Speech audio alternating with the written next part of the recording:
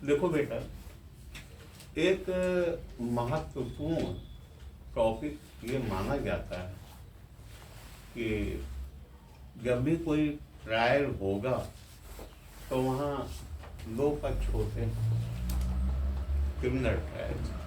एक वो पक्ष होता है जो अभियुक्त के खिलाफ कार्रवाई करता है और दूसरा वो पक्ष होता है जो मुलजिम को बचाने के लिए कार्य करता है।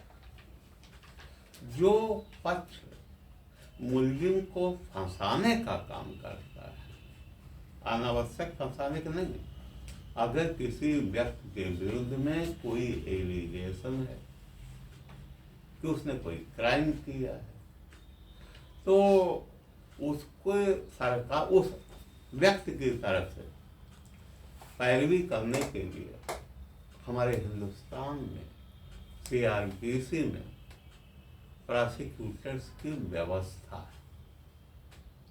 क्योंकि जब बेटा कोई क्राइम किया जाता है तो crime is always committed against the whole society, not against any individual.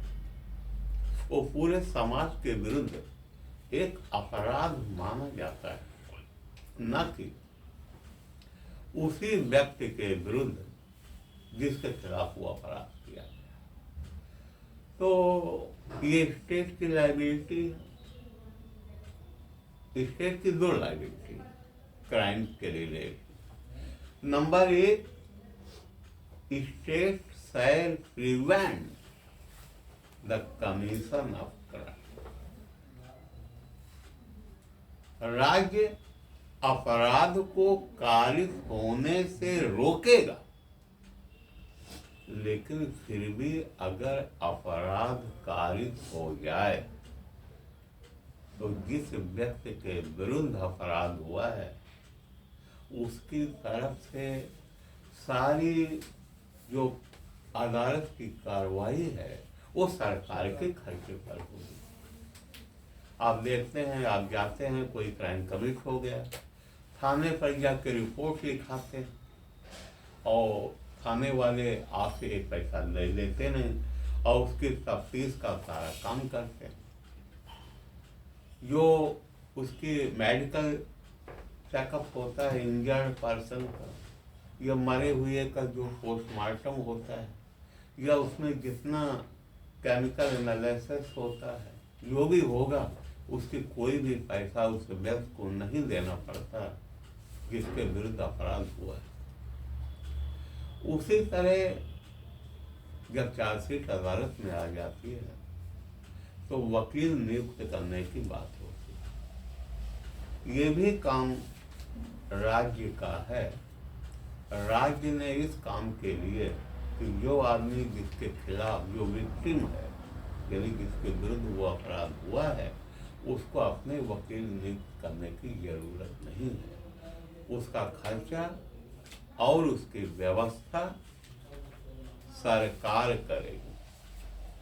तो इसलिए अब ये जो प्रोसिक्यूटर वर्ड है वो एग्जिस्टेंस में आ गया। स्टेट की तरफ से प्रोसिक्यूशन का कार्य पब्लिक प्रोसिक्यूटर करें। अब देखो बच्चों कि पब्लिक प्रोसिक्यूटर यानी द प्रोसिक्यूटर, उनको आप दो भागों में बांट सकते हैं। नंबर एक है जिन्हें पब्लिक प्रोसिक्यूटर कहा जाता है और दूसरे वो हैं जिन्हें असिस्टेंट पब्लिक प्रोसिक्यूटर कहा जाता है। ये सेक्शन नंबर 24 सीआरपीसी में पब्लिक प्रोसिक्यूटर का जिक्र है।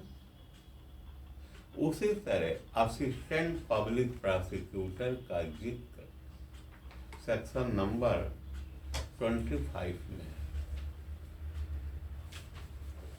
ये हम जो भी बात कर रहे हैं वो जिले लेवल के अदालतों के बारे में बात कर रहे हैं, जो पूरे क्रिमिनल कोर्ट जो जिले के अंदर फंक्शन करते। तो ये हो गया भेद जो पब्लिक प्रोसिक्यूटर हैं और असिस्टेंट पब्लिक प्रोसिक्यूटर हैं, यानी इनका वर्णन सीआरपीसी 1973 में कहाँ। तो पब्लिक प्रोसिक्यूटर का जिक्र सेक्शन नंबर 24 में है और असिस्टेंट पब्लिक प्रोसिक्यूटर का जिक्र सेक्शन नंबर 25 सीआरपीसी में। आप देखें सेक्शन में, तो सेक्शन नंबर 24 में एक लेंथ ऑफ एक्सपीरियंस की बात की गई। कम से कम 7 साल का एक्सपीरियंस हो तब वो पब्लिक प्रोसिक्यूटर आदमी बन सकता है।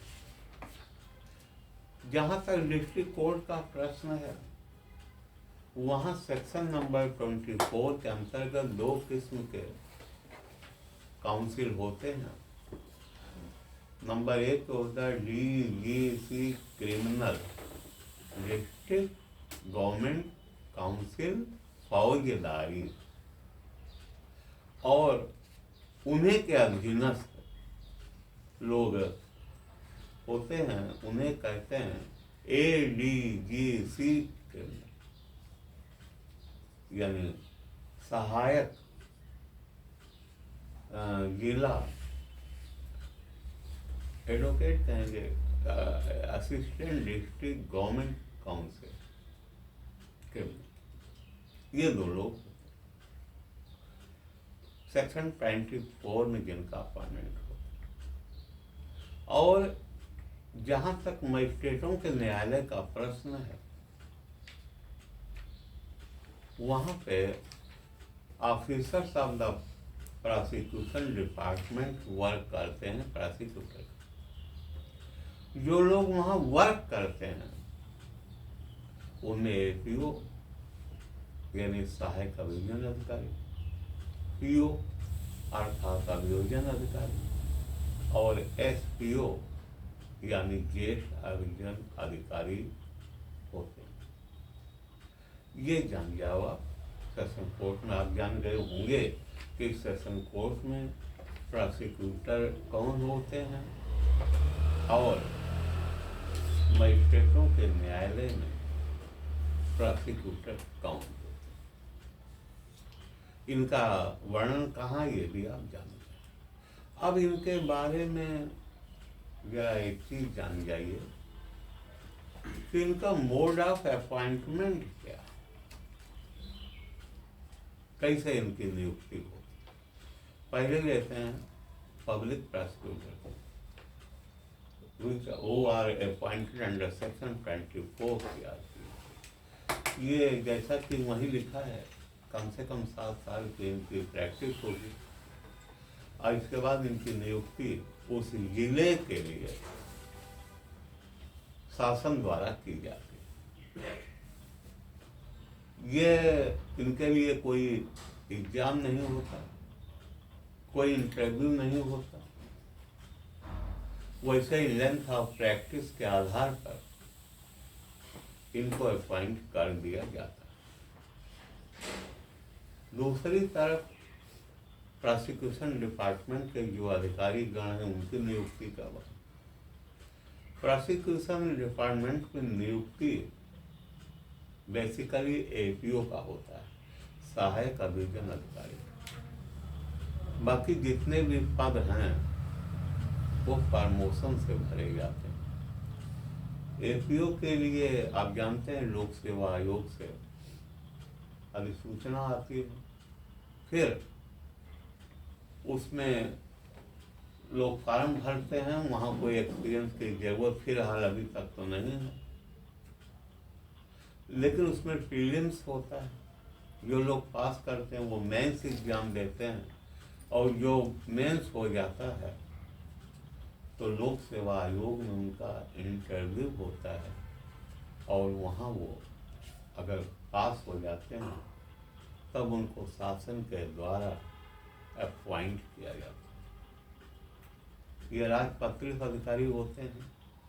इसके बाद फिर इनकी ट्रेनिंग पुलिस एकेडमी में होती है 6 महीने। इसके बाद उनके जब वो जिले में आते हैं तो उनके व्यवहारिक प्रशिक्षण होता है।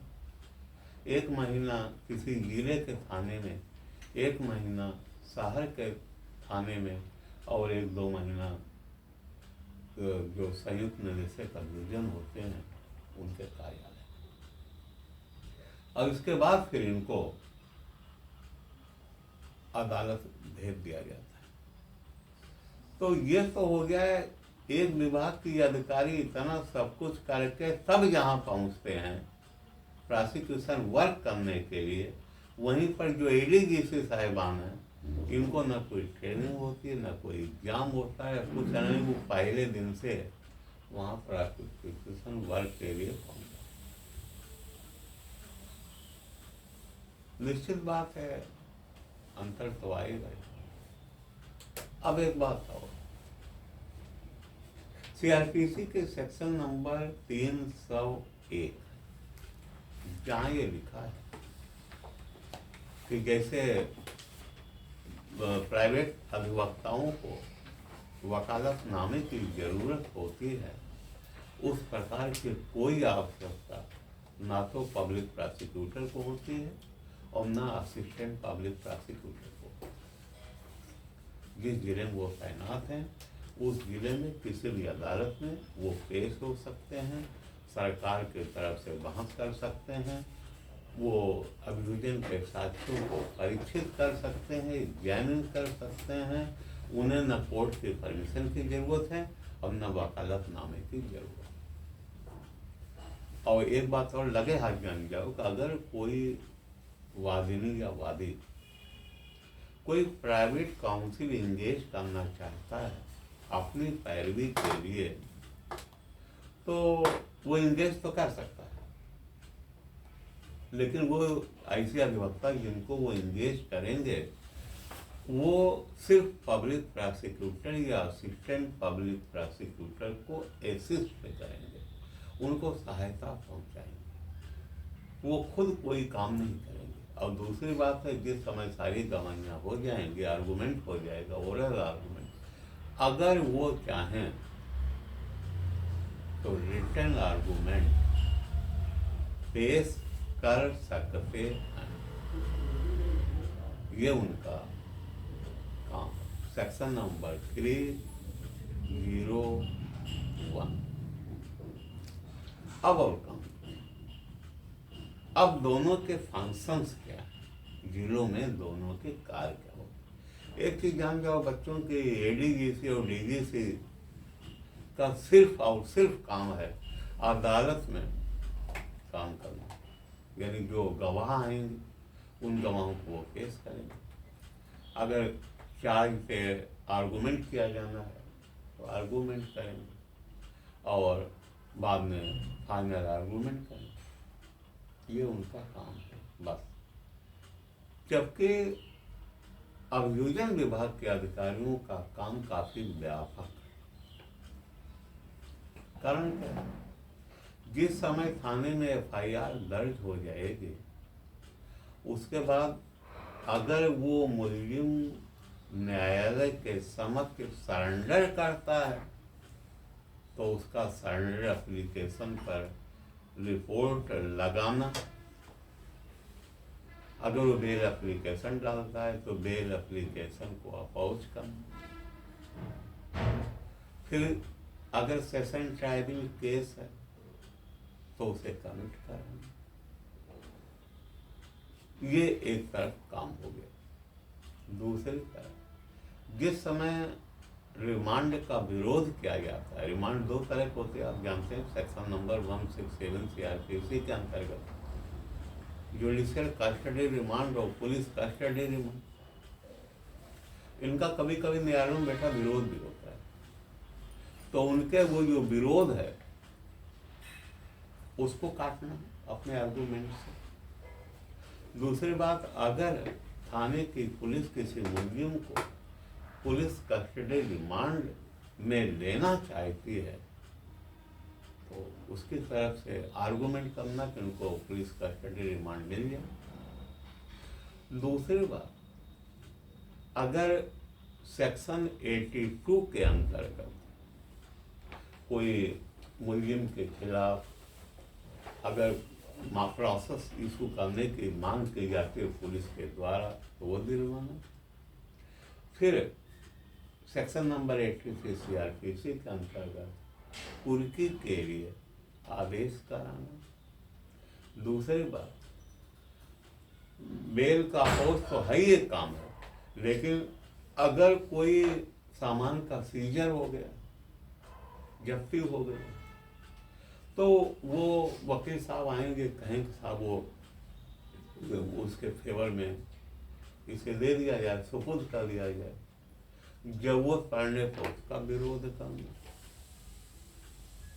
और ये जो थाने की पुलिस होती है, ये किसी अहम मामले पे, किसी तकनीकी मामले पे अगर कोई लीगल ओपिनियन चाहिए तो उसके लीगल ओपिनियन दे।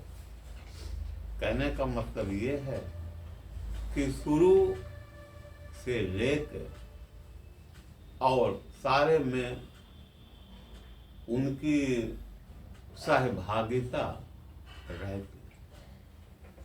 अब इसके बाद जब ट्रायल के मामला आ जाएगा तो ट्रायल के मामले में वो फिर प्रोसिक्यूशन की तरफ से गवाह पेश करेंगे। आप जानते हैं कि 3 ट्रायल में ये पेश करते हैं, वारंट ट्रायल, समन ट्रायल और समरी ट्रायल।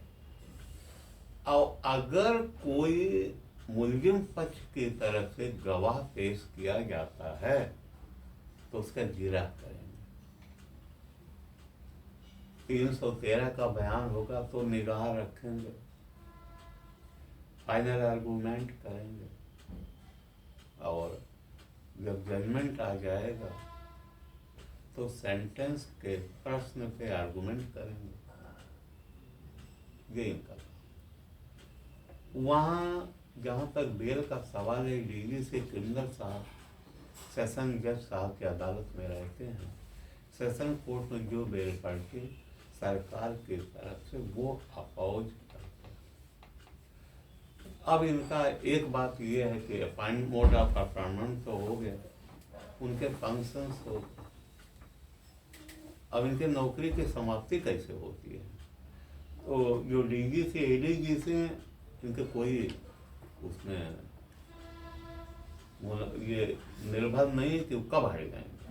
सरकार हट गई कभी कभी, तभी हट जाते हैं, कभी कभी हटा दिया जाता है। कोई स्टेबिलिटी तो उसमें है ही नहीं। लेकिन जो अफसर ऑफ द प्रोसिक्यूशन डिपार्टमेंट है, ये जिस समय 60 वर्ष के होंगे उस समय सेवानिवृत्त होंगे, और तब तक वो जहाँ तक प्रमोशन पा चुके होंगे वहाँ तक प्रमोशन पाएंगे। कुल मिला के मेरी चाहत थी, कई लोगों ने, बच्चों ने मुझसे क्वेश्चन भी किए थे, अब ये इल्तिजा की थी कि इन दोनों के कार्य प्रणाली में क्या अंतर है, इनका अपॉइंटमेंट कैसे होता है, और क्या क्या काम ये वाले अधिकारी करते हैं, क्या क्या काम वो वाले अधिकारी करते हैं। तो उसी संबंध में मैं धाराओं के मैंने ये बात आपको बताई। उम्मीद है कि समझ में आया होगा, और अगर कोई चीज़ ना समझ में आई हो तो वो आप पूछ भी सकते हैं मुझसे व्यक्तिगत रूप से। बहुत बहुत धन्यवाद।